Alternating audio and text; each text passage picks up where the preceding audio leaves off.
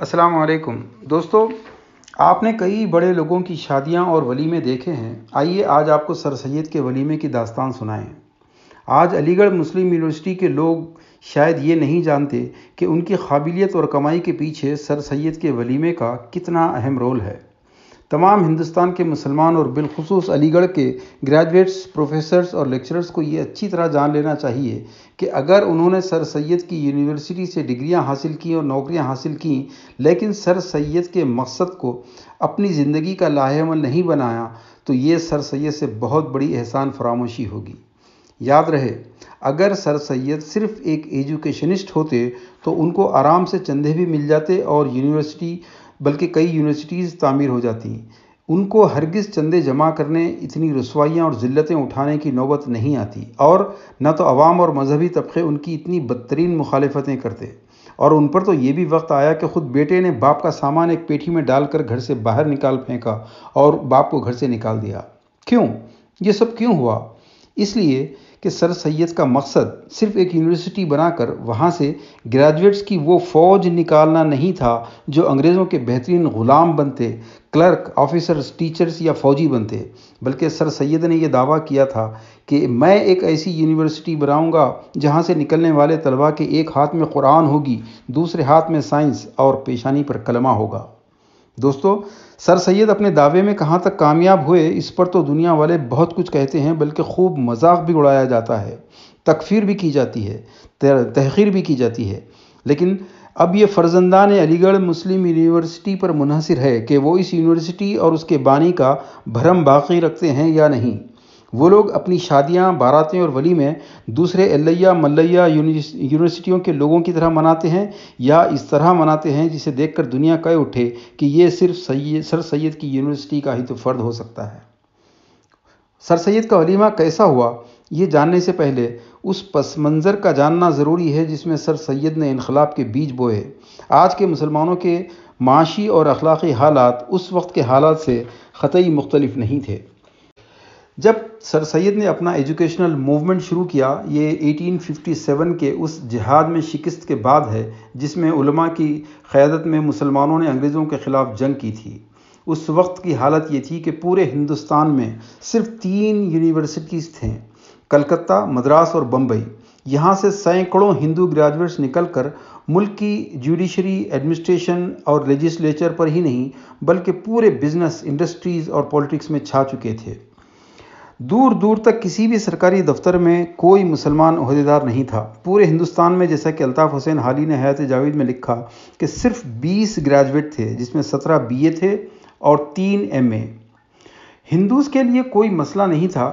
کیونکہ کل تک مسلمان ان کے ماسٹرز تھے، اب انگریز۔ ان کے لیے تو صرف ایک ماسٹر کی ماتحتی سے نکل کر دوسرے ماسٹر کی ماتحتی میں داخل ہونے کا معاملہ تھا، جس کو انہوں نے بہت آسانی سے بلکہ خوشی سے قبول کر لیا۔ لیکن مسئلہ تو مسلمان کے ساتھ تھا کہ وہ جو کل تک تخت و تاج کے مالک تھے،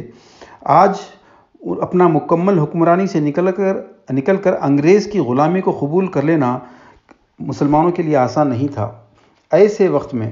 سر سید کی بصیرت نے یہ محسوس کر لیا تھا کہ اگر مسلمانوں نے انگریزی تعلیم کے معاملے میں کمپرومائز نہ کیا تو مستقبل کے ہندوستان میں مسلمانوں کا افسر بننا تو دور کی بات ہے، ان کو چپراسی یا ٹی بوائے کی نوکری بھی نہیں مل سکتی۔ اس لیے سر سید نے پہلے مدرسہ قائم کیا جو بعد میں کالج اور پھر یونیورسٹی بنا۔ ذرا اندازہ لگائیے، اگر یہ کالج اور پھر یونیورسٹی نہ بنتے اور اس کے بعد ملک بھر میں مسلمانوں میں تعلیمی شعور نہ جاگتا اور اسی تحریک کے نتیجے میں عثمانیہ یونیورسٹی نہ بنتی تو آج مسلمان کہاں ہوتے؟ سر سید کا کارنامہ کوئی معمولی کارنامہ نہیں ہے۔ اس کے لیے انہوں نے کہاں کہاں اور کس طرح چندوں کی بھیک مانگی، یہ ایک طویل داستان ہے۔ ان پر جوتے پھینکے گئے، کہیں انہیں گانا پڑا اور تو کہیں ناچنا بھی پڑا۔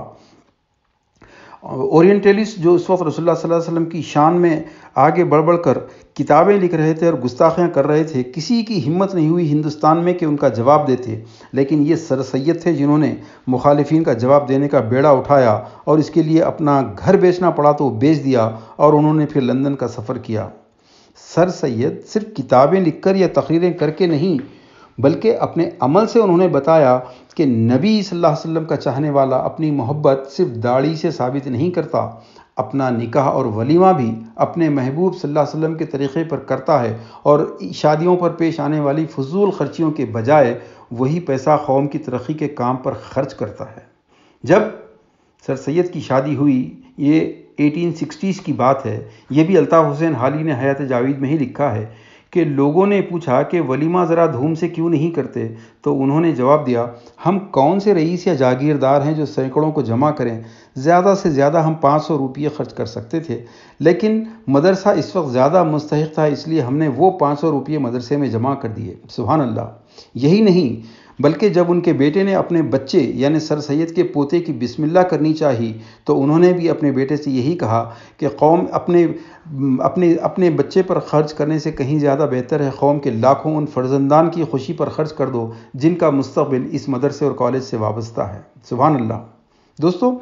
500 روپے سے نہ کوئی کالج تعمیر ہوتا ہے، نہ یونیورسٹی، نہ کوئی ڈاکٹر بنتا ہے، نہ انجینئر، لیکن جب قوم کا ہر شخص اگر سر سید کے نقش قدم پر چلے اور لاکھوں روپیہ بجائے ابو جہل اور ابو لہب کی طرح دھوم دھام سے شادیوں پر برباد کرنے کے اگر وہ قوم کی تعمیر پر لگا دے تو قوم کی تقدیر بدل جاتی ہے۔ ایک نہیں کئی یونیورسٹیز بن جاتی ہیں، کئی ٹیکنیکل ادارے بن جاتے ہیں۔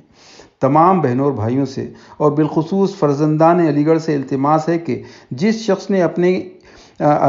نے آپ کو ایک ہاتھ میں قرآن دیکھنے کی تمنا میں اپنی زندگی کو فنا کر دی، اس کو رسوا نہ کریں۔ بارات جمع کرنا، ایک وقت کا کھانا کھانے کے لیے لوٹ مار مچانا، مرد ہو کر عورت سے پلنگ، فرنیچر اور ہنڈا وصول کرنا، خوشی سے لینے اور دینے کے نام پر ساری زندگی کی کمائی کو غارت کرنا، سر سید کی یونیورسٹی سے قابلیت حاصل کر کے بجائے سر سید کا اسوہ اپنانے کے امبانی اور اڈانی کا اسوہ اپنانا، یہ کوئی صحیح طریقہ نہیں ہے۔ آپ اس شخص کو کیا کہیں گے جس کو اس کے باپ نے انتہائی قسم پرسی کی حالت میں پالا پوسا اور تعلیم دلائی، لیکن وہی بڑا ہو کر اپنے باپ کی خوشنودی حاصل کرنے کے بجائے پڑوسیوں کی خوشنودی حاصل کرنا چاہتا ہے؟ دوستو، آج ایسے قائدین اور دانشوروں کی کمی نہیں ہے جو اپنی تقریروں میں شہزادی جنت حضرت فاطمہ رضی اللہ تعالیٰ عنہا اور باب العلم حضرت علی رضی اللہ تعالیٰ عنہ کی شادی کی مثالیں دیتے ہیں، لیکن جب اپنی اولاد کی شادی کی باری آتی ہے تو پھر وہ شادیاں رام چندر جی، سیتا جی، لکشمی، پاروتی وغیرہ کی طرح کرتے ہیں۔ یاد رکھیے، آج کئی شہروں میں ایسے معزز لوگ موجود ہیں جنہیں 2-4 اسکول یا کالج قائم کرنے کے صلے میں اس شہر کا سر سید کہا جاتا ہے، اور یہ اپنی تعریفیں سن کر خوش بھی بہت ہوتے ہیں۔ ان سے تو بالخصوص درخواست ہے کہ وہ اس نقطے کو سمجھیں کہ تعلیم یافتہ اور غیر تعلیم یافتہ یعنی ایجوکیٹڈ اور ان ایجوکیٹڈ میں یہ فرق نہیں ہے کہ غیر تعلیم یافتہ کی شادی پر کم خرچہ ہوتا ہے اور تعلیم یافتہ کی شادی پر زیادہ خرچ آتا ہے۔ تعلیم مردوں کی قیمت متعین کرنے کے لیے نہیں ہوتی کہ کم تعلیم یافتہ کم پیسوں میں بکے اور زیادہ تعلیم یافتہ زیادہ سے زیادہ پیسوں میں بکے۔ جب سر سید جیسے قائد اپنے قائد اعلیٰ رسول اللہ صلی اللہ علیہ وسلم کا اسوہ اپناتے ہیں اور صحیح تعلیم یافتہ ہونے کا ثبوت دیتے ہیں، شادیوں کی چھچوری شان پر پیسہ خرچ کرنے کے بجائے قوم کے اچھے کاموں پر لگاتے ہیں، تو پھر ہزاروں تعلیم یافتہ لوگ پیدا ہوتے ہیں، یونیورسٹیز پیدا ہوتی ہیں۔ لیکن جب قوم کے قائد، لیڈر اور دانشور نبی کے اسوے کے بجائے غیروں کے اسوے پر شادیاں کرتے ہیں تو پھر غربت، افلاس، بے روزگاری، پروسٹیٹیوشن، اسیمیلیشن اور کنورژن کی ہزاروں مثالیں پیدا ہوتی ہیں جو آپ کے اطراف آج اخبارات، ٹی وی وغیرہ ہر جگہ آپ دیکھ رہے ہیں۔ اللہ تعالی ہم تمام کو سر سید جیسی شادی اور ان کے جیسے ولیمہ کر کے اپنی کمائیوں کو قوم کی ترقی پر خرچ کرنے کی توفیق عطا فرمائے۔ وآخر دعوانا الحمدللہ رب العالمین۔